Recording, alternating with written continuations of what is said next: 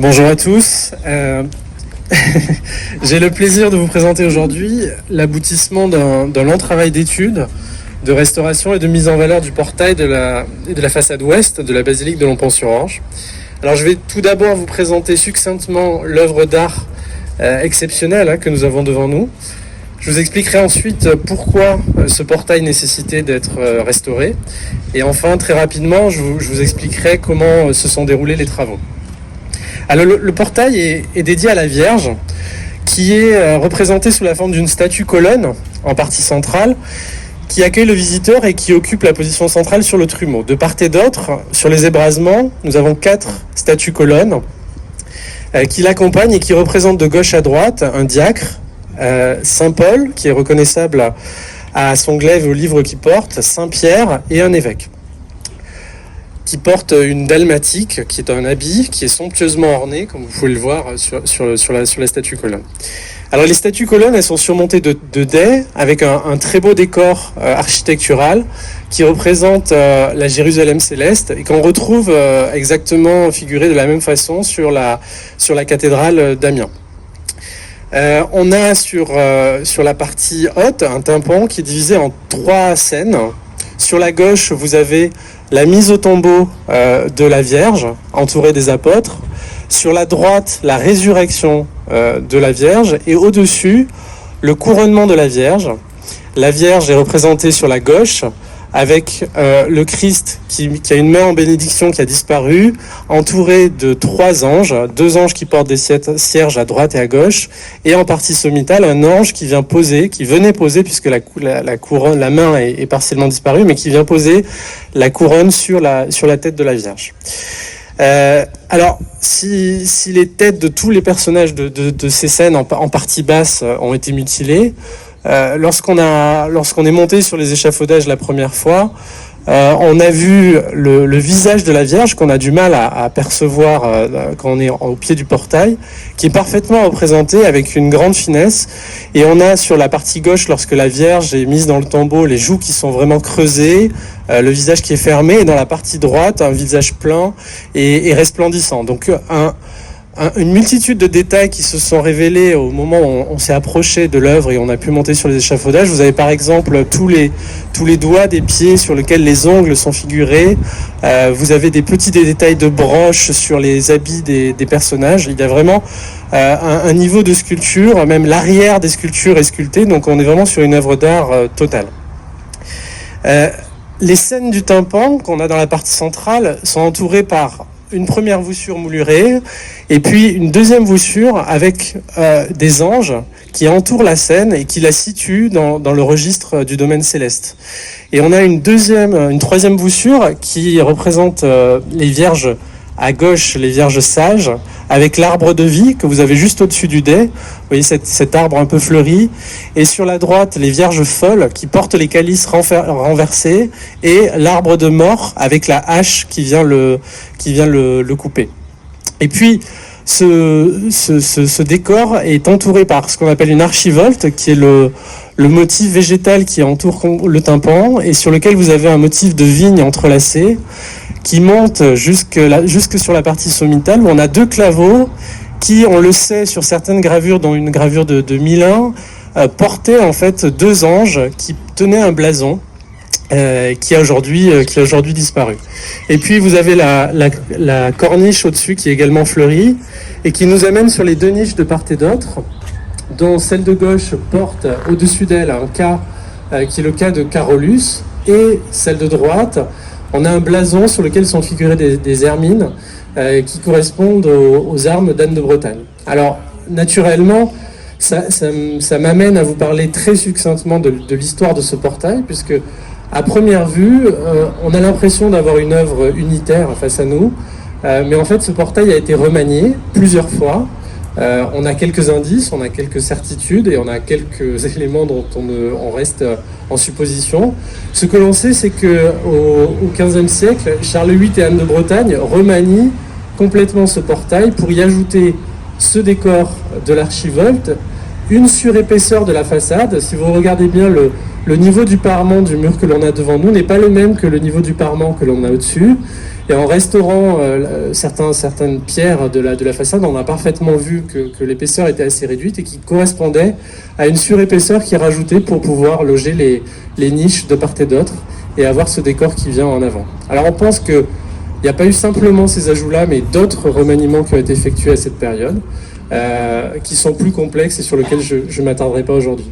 Dans les autres points significatifs qui ont marqué l'histoire de ce portail, il y a bien sûr le remplacement du dais au-dessus de la Vierge. Donc le dais, c'est le chapiteau là, qui est juste au-dessus de la Vierge.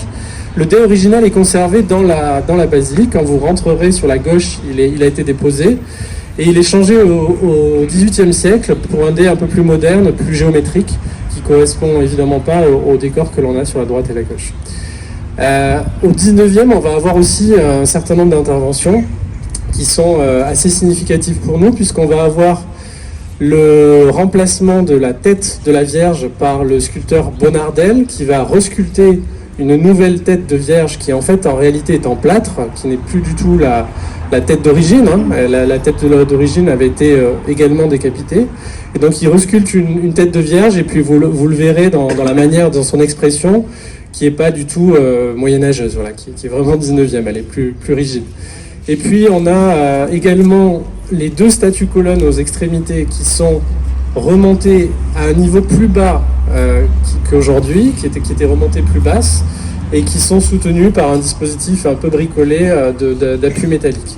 Et puis on a un traitement de consolidation qui est fait aussi sur l'ensemble du statuaire, avec une pellicule qui est appliquée, qui vient protéger un peu en surface le statuaire, mais qui nous a posé pas mal de questionnements et de problématiques sur la restauration. Donc quand on arrive Pourquoi on devait restaurer ce portail? Alors, il y a de nombreux désordres qui sont observés lorsqu'on arrive. Alors, vous pouvez revoir à l'intérieur des photographies avant la restauration pour vous rendre compte du chemin qui a été parcouru. On a plusieurs types de désordres. On a des désordres qui sont liés à l'environnement naturel. Donc on a des pellicules de poussière plus ou moins indurées qui sont localisées sur l'ensemble du portail. On a des micro-fissurations des éléments sculptés. On a des problèmes de présence de sel. Et puis on a des pathologies de la pierre qui sont des desquamations, des désagrégations que l'on rencontre assez fréquemment, mais qui sont parfois accentuées sur ce portail.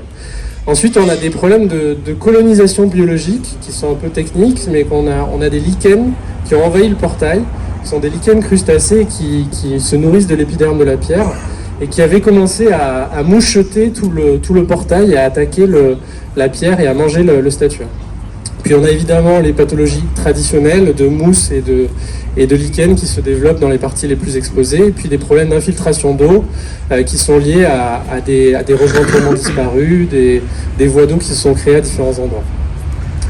Et puis on a des facteurs de dégradation humains qui sont liés à l'histoire du portail. Donc évidemment on a eu beaucoup de parties qui ont été bûchées du portail, avec des statues décapitées, des endroits qui sont abîmés, des remontages plus ou moins heureux, des goujonnages avec des parties en métal qui font éclater la pierre, donc vraiment des problématiques liées à des interventions humaines. Et on est toujours soigneux d'essayer d'en faire le moins possible pour les générations suivantes. Celui de conserver l'œuvre d'art en gardant cette lisibilité de la stratification historique, et finalement en conservant et en restaurant le portail tel qu'il nous a été légué, et en ayant une intervention assez minimaliste.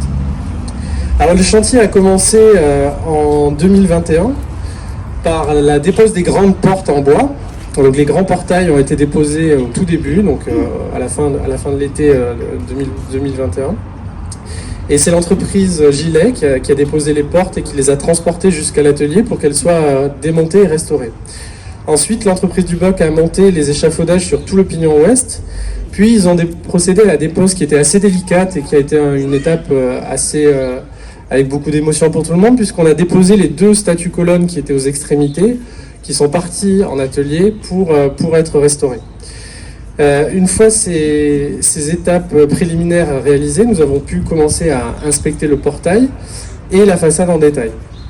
Et tous les parements des pierres, des parties hautes des maçonneries et des contreforts, donc tout ce qui est au-dessus du portail, ont été nettoyés et hydrogommés par l'entreprise de Duboc, ce qui nous a permis de faire ce qu'on appelle un état sanitaire et un bilan complet pour décider quelles pierres on gardait, quelles pierres on conservait, quelles pierres on allait traiter en bouchon ou en ragréage et comment on allait rejointoyer l'ensemble de la façade. Et ensuite, on a pu commencer à nettoyer le grand portail. Donc, il y a eu une première étape qui était un dépoussiérage et un nettoyage simplement des fientes de pigeons, de tous les encrassements. On a appliqué un traitement biocide pour tuer tous les micro-organismes qui s'étaient développés. Et une fois qu'on a eu fait ça, on a fait des pré-consolidations avant d'attaquer le nettoyage en lui-même du portail. Et le nettoyage, il a été réalisé avec un aérogommage à la poudre de corindron, qui a permis de retrouver l'épiderme de la pierre et toute la finesse du statuaire. C'est-à-dire que quand vous avez des croûtes d'encrassement successifs qui s'accumulent sur le portail, on finit par ne plus lire tous les reliefs et tous les détails des drapés, des yeux, de tout ce qui fait la qualité du statuaire. Et ça a aussi révélé une des particularités du portail de Lampan, c'est qu'on a des traces de polychromie qui sont encore présentes. On en voit certaines sur l'auréole derrière le personnage sur la droite. Vous avez un peu de vert, un peu de rouge. Ah, merci pour l'éclairage. Mais on en a aussi sur l'ange, sur la partie haute, tout en haut, voilà, sur la branche.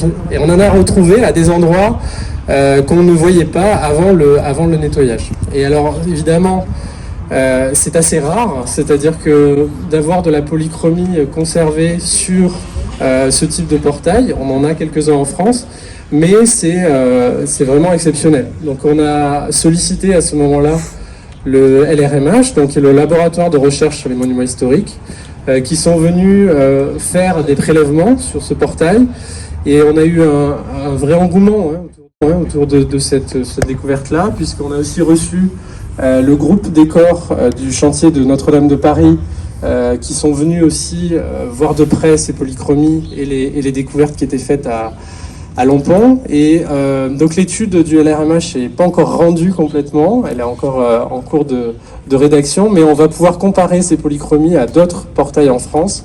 Et ça va pouvoir nous dire aussi si ces polychromies sont d'origine, c'est-à-dire si elles sont du XIIIe siècle, puisque le portail est daté par Iliana, qui est ici, de 1235. Voilà. Donc c'est vraiment un plus absolument exceptionnel sur le portail d'avoir cette polychromie encore en place.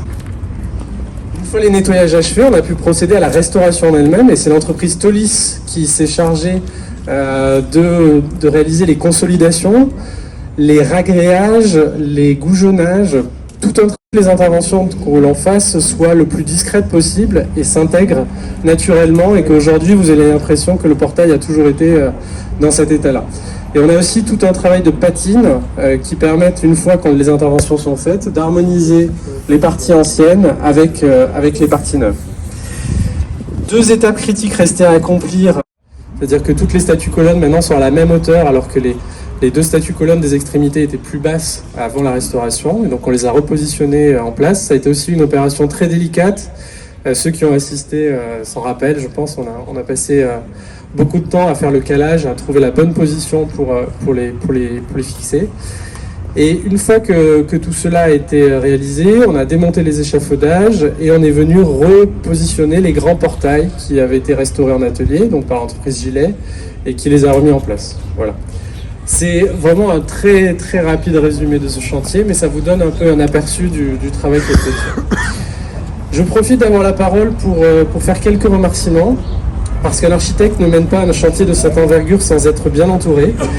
Donc je tiens donc à profiter de l'occasion pour remercier notre maître d'ouvrage, la commune de Lampan, de nous avoir confié ce projet. Je remercie également la DRAC d'Île-de-France, et plus particulièrement les conservatrices Madame Aymar et Madame Piel, ainsi que Madame Michelin de m'avoir fait confiance pour conduire cette restauration sensible. Je remercie Monsieur le Seigneur de la Société historique de Lampan-sur-Orge, pour sa curiosité et son enthousiasme sans faille sur cette opération. Merci à Iliana Kazaska et Dany Sandron qui m'ont fait partager leurs connaissances précieuses sur cette œuvre, qui nous ont fait des apports vraiment incroyables pour comprendre l'œuvre que nous avions devant nous. Enfin et surtout, je tiens à remercier les entreprises, sans qui rien n'est possible. Je remercie particulièrement Michael Duboc, Éric Debray, Alexandre Poupry et toute l'équipe de l'entreprise Duboc pour leur investissement sur ce chantier. Merci à toute l'équipe de l'entreprise Tolis et plus particulièrement à Michael Graton pour la qualité de nos échanges, ses qualités pédagogiques, sa passion de la restauration et son grand professionnalisme. Merci aussi à Franck Gasparotto de l'entreprise Gilet et à l'entreprise Vitrard qui est intervenue sur la restauration de la rosace. Comme je vais certainement oublier du monde, je conclurai en remerciant tous les compagnons qui ont œuvré avec tout leur savoir-faire et leur sensibilité tout au long de ce chantier et qui nous permettent de redécouvrir et de contempler à nouveau aujourd'hui cette œuvre majeure du patrimoine français. Je vous remercie.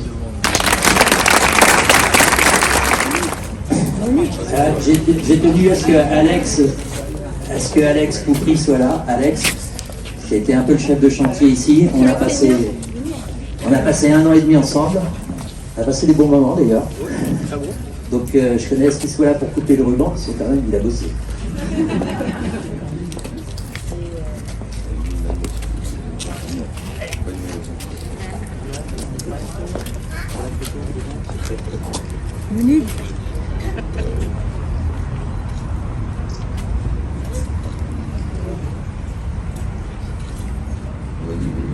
Allez, on y va. Bravo.